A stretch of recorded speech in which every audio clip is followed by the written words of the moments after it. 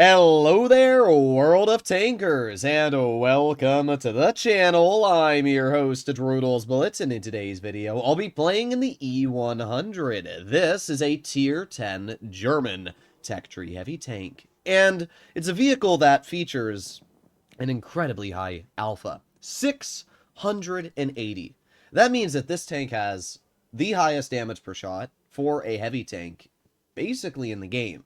Unless, I guess you count the BZ-75 with HE, but that doesn't really count because this tank also has HE, and this vehicle's high explosive does 1020 damage. So, on base AP damage, the E100 is the highest for a heavy in the game, which is quite impressive. Not only does this thing chunk like a truck, but it doesn't rely on special consumables to have that alpha. The VK-72, the 60 TP, both rely on tungsten shells to outtrade their opponents with the high alpha they feature. But in the E100, that's not the case. Every shot you fire in this vehicle is going to deal 680 damage per shot. So the question is, you have a vehicle with 2,860 hit points, 680 damage per shot, pretty actually good mobility for what it's worth, and even a decently accurate gun. What is the downside to the E100? Well, to be completely real, it's the armor. That's the major problem with this tank. The armor on the E100 is just not very effective. It's alright, but for example, in the latest update of the game, Wargaming has buffed calibrated shells and allowed it to have 3% more pen with AP and heat. And heat is what butters through the E100 turret, especially judging that they also nerfed enhanced armor. So this vehicle lost armor, and it also lost even more due to the heat shell changes, basically doing a double negative on this vehicle and taking away a lot of its capabilities. Also, do you think that my team is really nervous? Like, bro, what are you guys scared of? There you go, a great example of the 268 HEing me for some random reason. I actually don't even know what bro's plan was. Like, really? You're gonna HE me? Ooh, you got me good. Well, we're going to reload. We got 8 seconds left on the reload. This vehicle is a very long reload. But it's not that big of a deal because, again, you deal 680 damage in that shot. So we're going to keep on moving up here. Is that leopard just going to YOLO him? Of course he is. Will the Caro screw himself? He will. So I'm not going to really worry about that Caro right now. I'm going to make my way over to the Minnow, who's literally across the map. We're going to take a quick shot. Well, you know, that actually hit the Minnow. I don't know if it penned. There's no way of knowing until, obviously, he gets spotted again. But we did hit him, which is pretty surprising to be completely real. We're going to put on our adrenaline. And as much as I would love to shoot the 60, we're not able to do that yet. But, oh, I'm going to take a quick blind shot at that Rhino, but it definitely did not hit. Unfortunate. Well, we need to make our way into the front line if that's the case. So let's do that right now. We got 5 seconds left, and we'll see if we can get anybody spotted. I mean, we're basically full health. And with such a large hit point pool, it should be pretty easy to use this tank and hide our armor while getting some good bleeds out. So we're going to make our way behind the 60 and the Rhino here. And we'll see if we can just absolutely delete the 60. Here we go. 720. And the crazy part is that's only slightly higher than my average damage per shot. 40 damage higher on a roll. I mean, again, that's just an insane level of damage. Now, we have that T100 who is flanking as quickly as he possibly can. And as much as I would love to be able to hit him, it just looks like at the current angle, that's not a reality. So we're going to keep on moving our way up here. We're going to see if we can get behind the Super Conqueror. We're going to get behind the Rhino. And, ooh, that Rhino might just be giving me a juicer of a shot here. I'm not going to be able to HE him, but there you go, 751. Of course, the T100 LT is behind me, so what we're going to do right now is we're going to ignore the T100. We're going to push up on the Rhino. We're going to angle the vehicle. I really don't care about this Rhino, though, to be honest. I'm going to let my 50B get the clear, because this tank doesn't rely on little small shots that deal 280 damage. What it relies on is getting out absolute juicers like that shell into the enemy Minnow, clearing him for almost 1000 HP. So at this point, we have done over 3000 damage, and it's obviously going to be a win. We have the T100 LT alive in the back, and we're going to see if that T100 gives us any chance to shoot him at all. Oh, that was such a close shot. Unfortunate. I'm actually really interested to see if my shell did end up hitting that enemy minnow. I think that there is a decently high chance that it did, but we'll have to see. T-100's obviously bailing at full speed, and he's going to try and leave, would be my guess. Let's see. Is he going to try and yeet over the ridge? Well, he is. Nah, I shot too high. That was a bad shot for me. I should have just waited. Oh, well.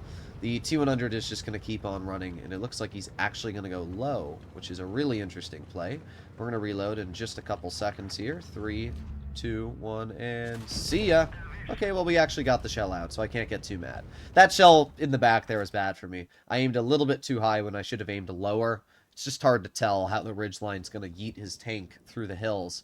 But 3,532 damage is a very, very solid result, and a good game to start with D100. We did hit the minnow, and we did not pen him. Unfortunate. Looks like our shell went into his track wheel with the other shot, not actually cutting through his armor. Well, that is obviously pretty expected when you are shooting across the entire map with one of the lesser accurate vehicles in the game. Alrighty. Let's see. Sorry, I was just messaging someone on Discord. So, we're gonna speed over to the town.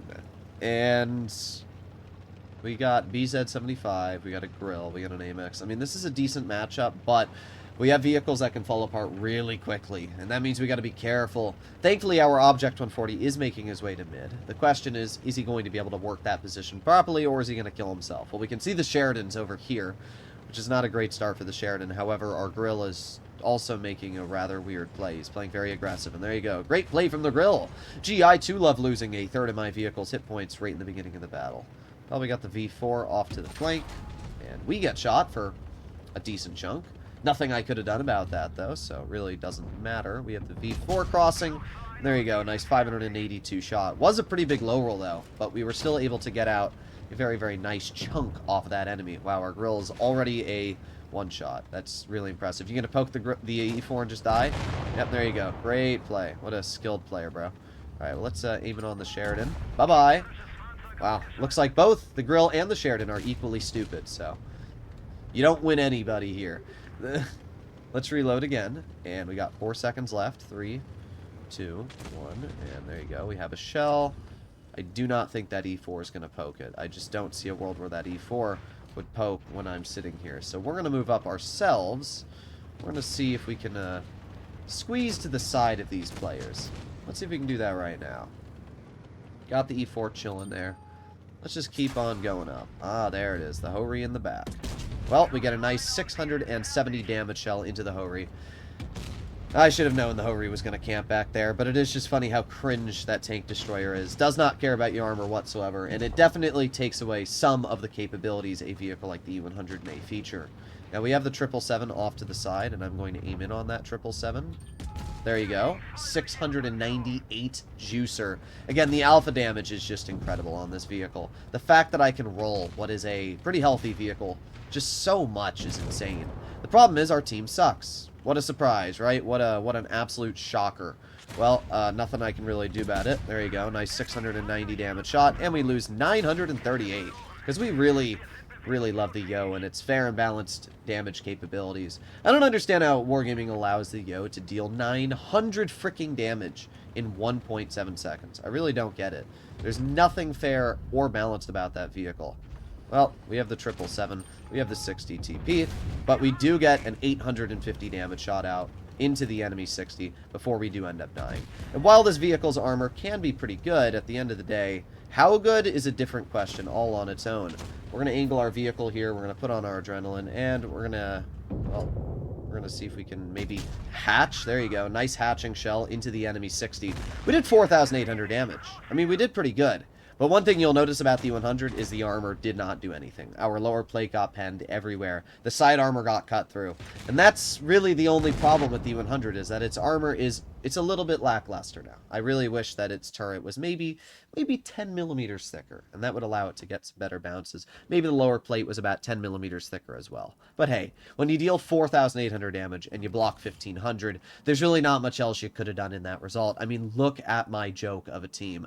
246 damage from an E4. 488 from 183. Our BZ pens one shot. I mean, come on, guys. It's not that hard to play the game. But unfortunately for our team, it definitely was. We did all right. We did our job, and we did a pretty decent job at that. So, on the question of the E100, I think this is an absolutely incredible tank. I think the alpha damage, I think the armor is all really good, and it still allows you to get out some really dangerous games. You can see out of the 20 battles I've played in it, I'm going pretty good. 3,800 damage with 75%. It's just the level of damage per shot the vehicle features allows you to just chunk your opponents. And unlike vehicles, like the BZ-75 that only get out those high alpha rolls when you're loading the high explosive, in this tank, every shot is a massive amount of damage. So if you pen 5 shots, you're really getting out crazy shots of damage. So I really, really like the 100. I think it's a super fun tank. I think this is a great vehicle to grind. Let me know in the comments what you guys think. I'll see you in the next one. Bye-bye.